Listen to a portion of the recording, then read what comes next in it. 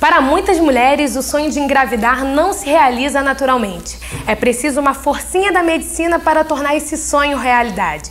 O Papo Cabeça trouxe especialista em medicina reprodutiva, Dr. Ricardo Sertan, que vai contar os mais recentes avanços nessa área. Olá, doutor, muito obrigada pela presença. Então, doutor, eu gostaria de saber quais são as evoluções da inseminação artificial. Bom, a inseminação artificial foi o primeiro processo que foi criado no intuito de ajudar mulheres que não conseguiam conceber naturalmente. Basicamente, a inseminação artificial é você introduzir o gameta masculino dentro do sistema reprodutor feminino. Mas chega uma hora que só isso não é necessário, só isso não faz a pessoa engravidar. Então, a evolução natural da inseminação artificial foi a fertilização in vitro, cuja primeira aconteceu em 1978 na Inglaterra. Então, no caso, pelo que eu entendi, se a inseminação artificial não der certo, aí vocês apelam pela fertilização in vitro. E como é feita a fertilização in vitro?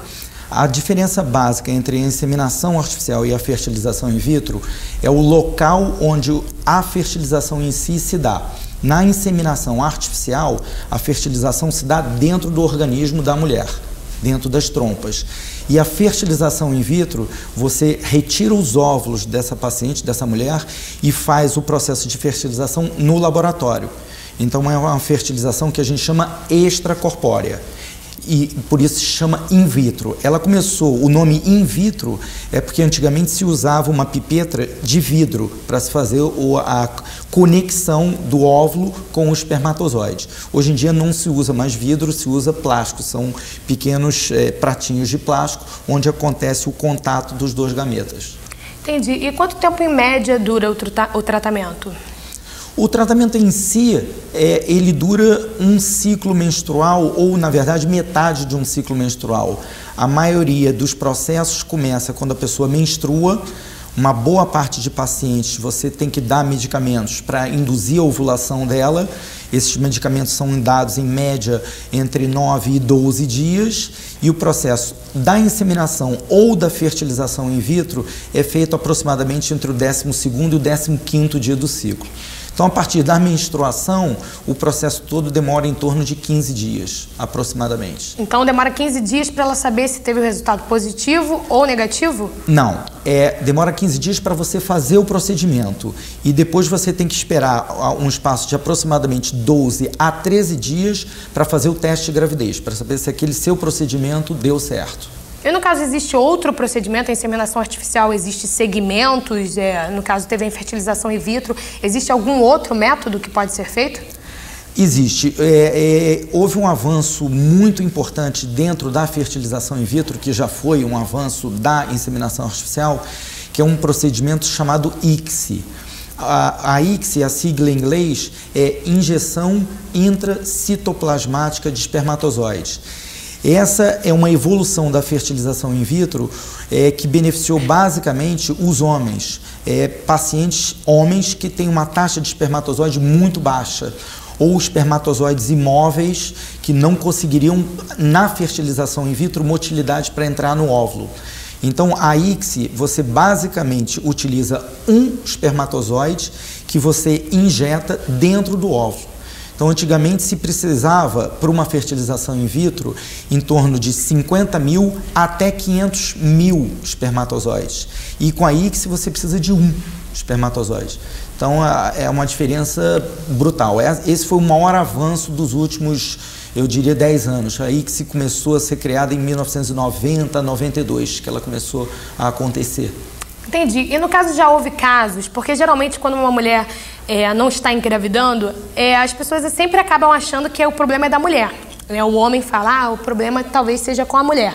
Já houve casos que alguma mulher procurou o tratamento com o senhor e o problema era do homem? Várias vezes. A mulher, ela tem mais áreas que a gente chama áreas de falha, né? Então a mulher, ela tem que ovular, ela tem que ter o útero bom, ela tem que ter as trompas normais, ela tem que ter a tireoide normal, ela tem que ter várias glândulas perfeitas para o ciclo reprodutivo dela funcionar bem. O homem não, o homem ele tem que ter o espermograma normal e só. Então, na maioria das vezes, há uma tendência a gente começar a pesquisa com a mulher, porque a mulher tem vários pontos a serem pesquisados. E é mais demorado a pesquisa. E é mais demorada a pesquisa. O homem é o espermograma. Se o espermograma dele estiver normal, você encerrou com ele e passa para a mulher.